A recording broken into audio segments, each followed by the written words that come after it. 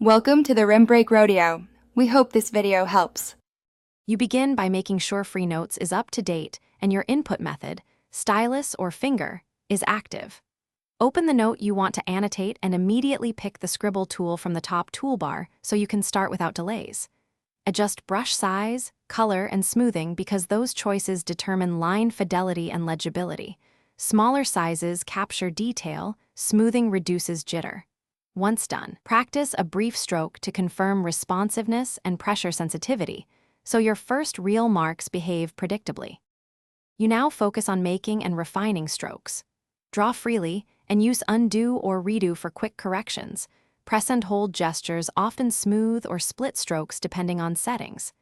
Make conscious use of layers, add a new layer for annotations, reorder layers to keep base content intact, and lower opacity to blend notes. If you need precision later, convert handwriting to text or to editable vector paths. Conversion lets you resize or recolor without losing clarity. Make sure to name layers. Finish by exporting or saving your note in the format you need. PNG for images, PDF for sharing, or a layered file for future edits.